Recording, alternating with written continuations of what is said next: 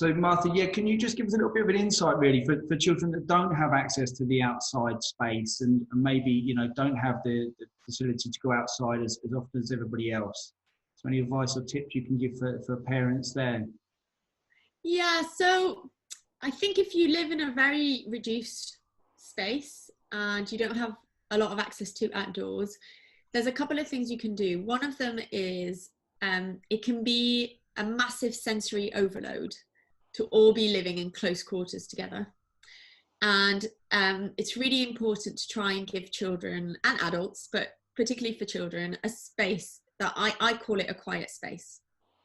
And the quiet space might be their bedroom if children are lucky enough to have their own space and their own room that they can like retreat to and close the door. And if that's the case, the one suggestion I would say if they've got their own bedroom is to not have screens in the bedroom. If they're going to use it as a quiet space, it is not a space for screen time. It is a space for just kind of reducing the sensory load. Sure. Because it's a real problem if you're in like a small space altogether. So no screens. And the other thing would be if you have blinds or if you have curtains, that you close them during the day. So when your child goes into a quiet space, it's dark. And the reason for that is the darkness can really help calm and soothe us. So instead they could have some soft toys, some books, maybe some drawing, but very dim lighting. And they could have maybe a little torch. Because my second suggestion about the quiet space would be if they're sharing a bedroom, and that's very common, most families are sharing kind of multiple children sharing space, sure. Try and either put up a tent somewhere or build a den every day. It can be really small den, couple of chairs, big blanket, and you build it and you call it the quiet space. You put it somewhere where children can retreat to when they need to. So if they've just had too much of a sensory overload, and some of the behavioral things that parents might be seeing might be anxiety related, but now, as I said, like the anxiety's kind of started to plateau and reduce. So it's more likely to be kind of just something's too much. And when children need space, and usually you'd open the doors and let them run, if you can't do that because you don't have a garden, give them somewhere quiet that they can just retreat to and kind of get that kind of soothing in a different way. My second suggestion is bring nature and exercise into your house if you can't go out as often. Yeah. So you can bring in, on the times that you do go outside, bring some flowers, you know, cut some nice flowers and put them in a jar. You can do some flower pressing. You can kind of bring a bit of nature into your home, because that can be really beneficial. And so you're also giving your child an activity to do when they're outdoors. Yeah, and the other thing is, sorry? The nature and nurture. Yeah, I think it's really helpful for children, especially in small restricted spaces. Yeah. And then to get the movement and the physical exercise, you don't have to, you know, have a big green space to run around in. You can do like exercise at home. So loads of people are doing Joe Wicks. Loads of people are doing yoga, like Yoga Kids. Cosmic Kids is a really good one that you can do for free. And they're only about, I think it's 25 minutes, 20 minutes, Cosmic Kids. You can build a small assault course, even if you don't have a lot of space, you can. Like build it so they're going under the table and then over the chairs. And they only need like 10 minutes. So it's not like, oh my God, my house. It's 10 minutes for them to be able to just calm down and relax and have the physical thing. You can do hopping on a foot. You can do hopscotch again. You can do it in your house. And if you've got carpets, you can put like pieces of paper and they've got to step on them like cobblestones. So you can be really creative with it. And as I was saying about the 5 senses, you can also use water. So I know some parents think this might be like quite surprising, but one of the things that can really help children is being in water. And we often think of bath time at bedtime, but it doesn't have to be. So children could have an extra bath. If they're feeling really like, and you can see it, like really tense and really anxious, one of the things to do in the middle of the day is just run them a really nice bath with some fun toys. And when I say toys, I'm talking about things like cups, a little like a plastic bag, a balloon that filled up with water, they don't need like proper bath toys. Those are the kind of things that it will be like they're playing and doing experiments, like how much water fits in exactly. Yes. here, what can I do? So again, they're learning. But the bath, the change in temperature and putting our bodies and giving our bodies a different sensation changes how our emotions feel. So then when we're in that space in the water, you don't feel the same as when you do when you're running around in the kitchen. Does that make sense? Yes, yeah, definitely. So put your child in water. And obviously I've given ideas about the quiet space because the sensory overload is a big thing at the moment as well. And my third thing is if your child is getting all over the place, like, and you can see them really tense and irritable, you can also ask them to just lie on the floor. So again, as a parent, do it with them. And as soon as you go from like standing up to just lying on the floor, literally just lie down and say, come and lie with me. Or you can lie down and put your legs against the wall, and they can do that too.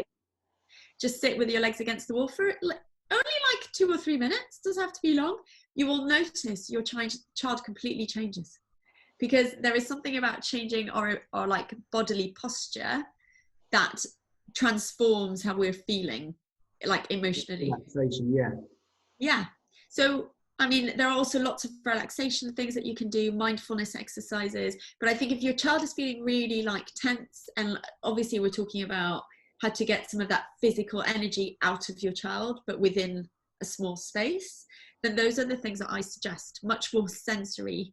Think about the sensory things that you can help your child use, rather than going outdoors if you can't do that every day. Yeah, that's vital. I think that's what we come into contact with. Some children don't have that access to that outside space, and it's vital, certainly for the schools. Again, there's an emphasis for the schools to be able to provide that space and that outdoor activity for the children. But obviously during the current situation, the children are going to be unable to access that, and it's vital really. We do what we can to try and help them, through this period, and obviously get them, back to school as best we can really. With regard to the teachers you're speaking to, what's kind of the philosophy, what's their thinking about the children and kind of how they're going to be getting through this period? Have you got any feedback from teachers you've been speaking to about kind of the children's well-being? Yeah, so I speak to lots of primary school teachers, and I'm aware that, well, they've all said the same. They work in different schools and in different parts of the country, although most of them are in London. One of them isn't, but most of them are in and around London. But I am aware that schools obviously all have a slightly different philosophy, and some schools I think are marking work, whereas other schools are not marking work, and I think that's giving different messages to different families.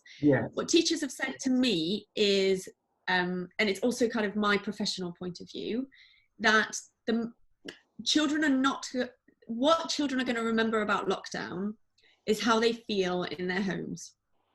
So the children we're talking about, like 5 to 11, something like that, around that age, when they are in their 20s and you ask them about lockdown, what they're most likely to remember and think about is not schoolwork, it's not kind of the things that we're thinking about. It's not like the news stories, it's not even that they were locked in their house. What they'll remember is how they felt when they were at home with you as their parents. That they remember the experience as a really positive one, so one where they had fun and they had lots of connection with mum and dad and lots of opportunities to learn, but not at school. So, for some children, this could be the best experience of their life. This is like an extended holiday. Yes. Yeah, but for others, depending on the experiences you're all having at home, it could be a really difficult experience, like one where there was lots of arguing, lots of fighting, lots of upset, lots of tension. So what most teachers have said to me is what they care about the most is children's well-being. Yes. So if you just focused on the emotional and physical well-being of your child, so thinking about, I've talked a little bit about it today, but I know we can talk again about things, but thinking about play, thinking about connecting with the outdoors, thinking about giving them quiet time, offering them opportunities to learn, but using their 5 senses, not just like looking at books and, writing. That's not what they do at school. That's that kind of just focus on reading and writing. That's not realistic of primary school experience.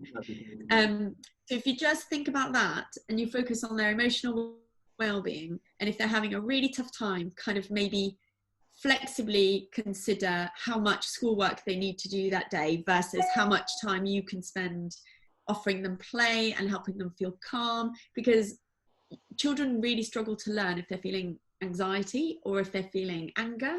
It's not a good space, like in the brain, to be able to learn, because those chemicals inhibit learning. So what we need to do is make sure children are feeling calm and playful and fun, and that opens opportunities for learning. So most teachers have said, focus on well-being. Don't worry too much about the academic work, because children do catch up, especially at primary school. They will catch up. Yeah, they will catch up. And in terms of helping that transition back into school, the better prepared emotionally they are, like the, you know, the calmer and happier they are at home, the easier it'll be to then transition into the school setting. Yeah. Yeah. And just to remember, schools are closed physically, but schools are not closed. Teachers are all working. If you are helping your child with something like maths and you're really struggling with it, call the teacher. You're a parent, not a teacher. You don't need to teach your child, and you don't have to then suddenly learn these new methods of teaching maths because they're doing things that I've never learned at school. Yeah. So I know some parents are thinking, I can't do this. You don't have to be able to do this. You need to call your teachers and ask the teachers, it's their job to do this. They're getting paid to do this. You need to say to the teachers, help me. My child is stuck on this math problem. I don't know how to help them, in, you know, and teach in the same methods that you do at school. Yeah. And they'll do it. So just remember that, because I think for some parents it's become a huge responsibility, school, and it's really important that you use teachers as, you know, a resource on a daily basis. Don't feel bad about it. You're not burdening them. They're getting paid for this. Just call them, use them as teachers, because they'll come on video and they will teach your child the same way they would in the classroom. Yeah. So think about that as well, because I wanted to add that in, because I know some of the teachers have felt that they're being underused by families, that actually families could come to them more. Yeah. Yeah. Yeah. Really, yeah. And they're there, you know, they're working. That's what they enjoy doing as well, isn't it, really? So, yeah. Absolutely. They'll need to, be, feeling like they're providing something for the children as well. So, yeah, they're going through this as well. Yeah. Absolutely. Martha, that's really good. Thank you so much for that today. I really appreciate that. Thank you for all your time and kind of, you're welcome. What children are going through. Are you okay to chat to us next week about early years and kind of nursery age children? Yeah. Yeah, be absolutely fantastic. Yeah, happy to do that. So much for your time. If any of your viewers have comments or questions, I'm happy to answer them as well. So just let me know. I'm happy to answer anything that comes back. Fantastic. Thank you so much for your time. And take care. I'll speak to you soon. All right. Bye-bye. Thanks, Martha. Bye.